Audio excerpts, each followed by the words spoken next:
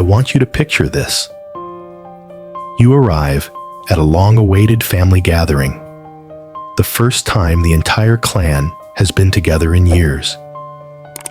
The smell of food drifts through the air. The warm chatter of relatives fills the park. And for a moment, it feels like something out of an old family photo. You've brought a homemade quiche, the kind you actually took time to bake yourself, along with a stack of cups for everyone. You're ready to reconnect, to share stories, to feel that sense of belonging. But then, in the middle of setting out the food and greeting the people you've missed, a voice cuts through the moment. This is the adults' table.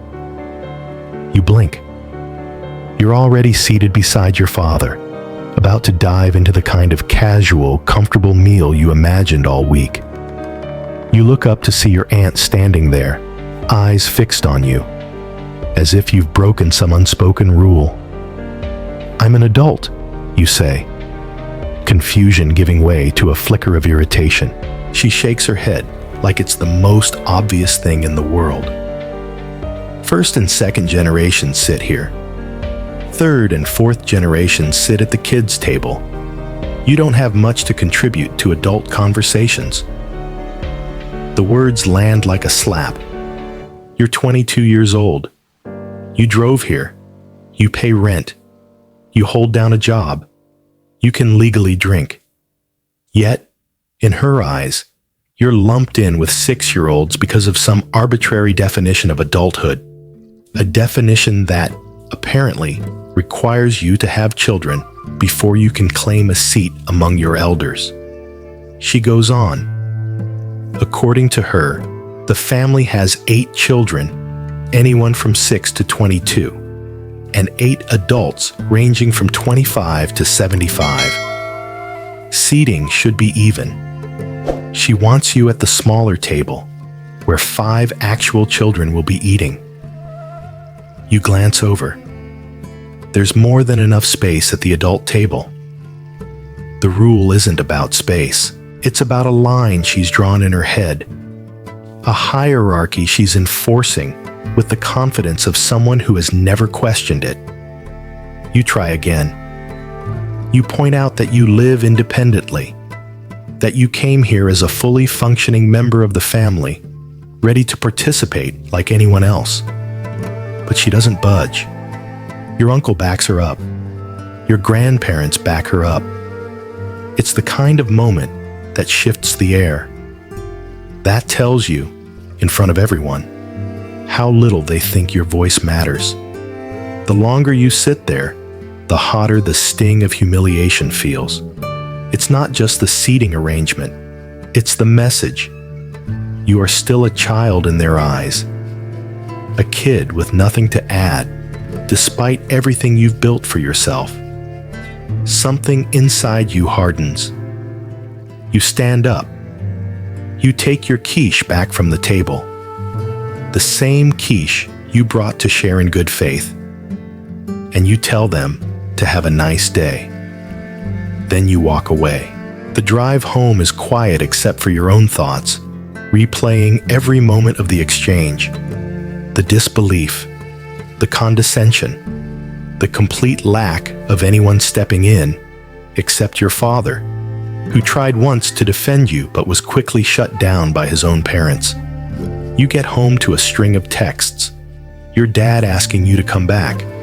Your grandparents asking you to come back. You ask if your aunt is going to apologize. Their answer? Apologize for what? And that's when it hits you. They don't even see it. They don't see the disrespect. They don't see the casual erasure of your adulthood. To them, this was normal. Just the way things are done. So you ignore the calls. You ignore the messages.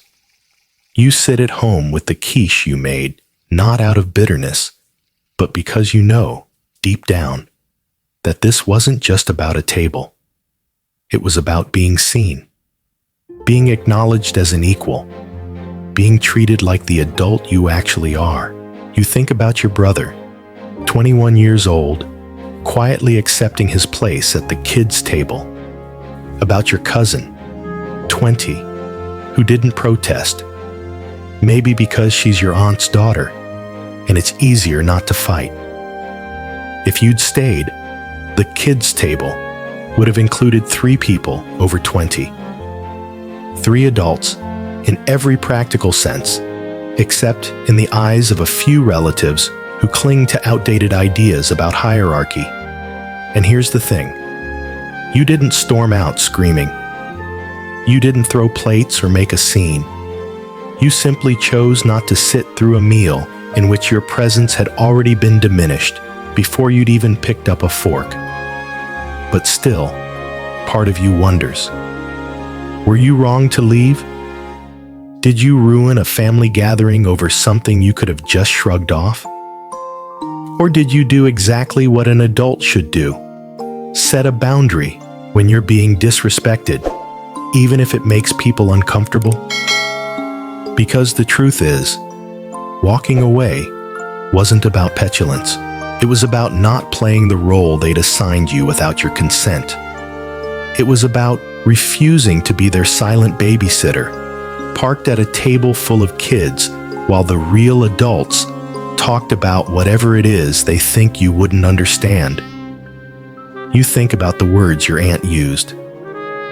Until you have kids of your own, you'll have to sit at the kids' table. By that logic, you could be 40, child-free, with a thriving career and a mortgage, and still be expected to sit with 6-year-olds. And if a 16-year-old had a child, they'd be upgraded to the adult table instantly. The absurdity of it makes you laugh, but only for a moment. Because beneath the absurdity is a very real dismissal of who you are. And dismissal, when it comes from family, cuts deeper than you expect. Maybe that's why you didn't go back. Not because you wanted to hold a grudge, but because going back without an acknowledgement of what happened would mean accepting their version of reality. And you can't do that. Not anymore.